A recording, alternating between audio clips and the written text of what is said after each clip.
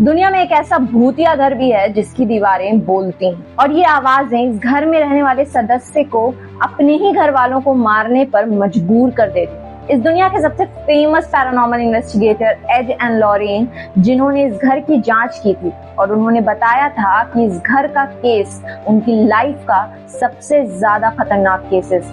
अगर आप हॉरर के दीवाने हैं तो आपको इस घर के बारे में जरूर पता होगा। इस घर का नाम है एमिटीविला।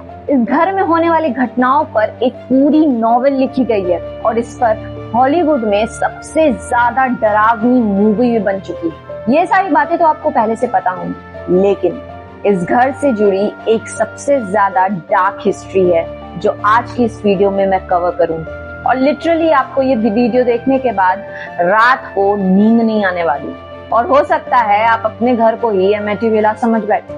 तो चलिए शुरू करते हैं आज की खौफनाक वीडियो। ये स्टोरी लेट्स फैमिली की है जो एक नए नए घर में शिफ्ट होते हैं और उस घर का नाम रहता है एमिटीविला और ये घर न्यूयॉर्क में है।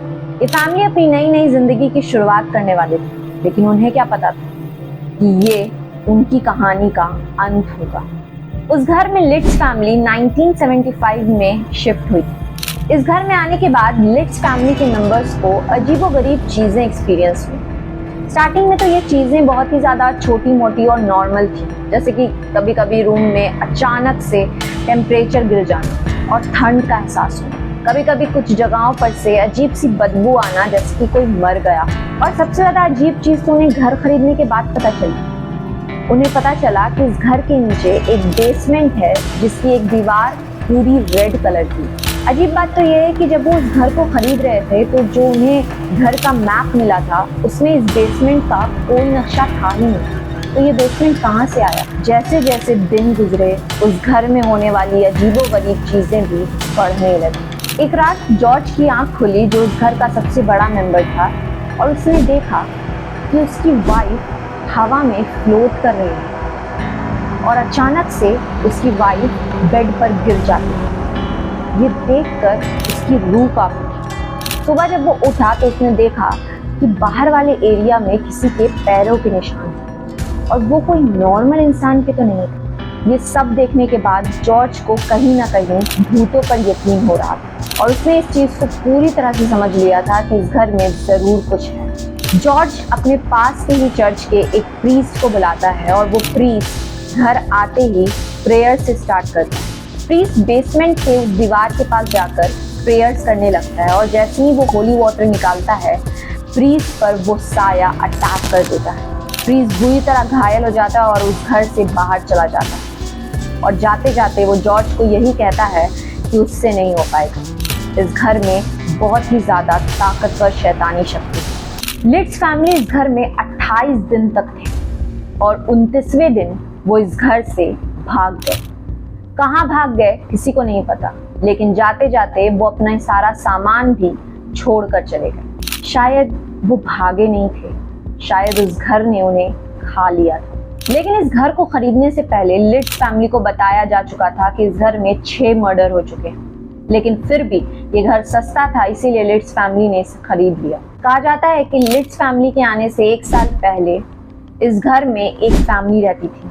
उसमें एक 23 साल का लड़का था जिसका नाम रोनाल्ड था। उसने अपने पूरे परिवार को रातों रात मार दिया था। उस घर में 6 मेंबर्स थे और उन सबको गोली से रोनाल्ड ने मार डाला था। और ऐसा भी नहीं था कि वो अपनी फैमिली से प्यार नहीं करता था, वो अपनी फैमिली से बहुत प्यार करता था। वो तो यही कहता है। जिस रात उसने अपनी फैमिली का कत्ल किया वो भागा नहीं और उस रात वो अपने घर में ही रुका। अगले दिन रोनाल्ड ने खुद पुलिस को कॉल किया और पुलिस उसे लेकर स्टेशन आई और उससे पूछताछ की गई तो उसने कहा कि वो अपनी फैमिली को बहुत प्यार करता था। उसे नहीं पता कि उसने ऐसा क्यों किया, लेकिन उसने किसी की दीवारों से आवाज सुनी कि उसे ये करने को कह रही थी। जब famous paranormal investigator Ed and Lorraine ने इस घर की इन्वेस्टिगेशन की तो उन्होंने एक बहुत बड़ा स्टेटमेंट दिया। उन्होंने कहा कि ये घर डीमंस के कब्जे में है और ये बहुत बुरी ताकतें हैं जिनका मुकाबला वो नहीं कर सकते।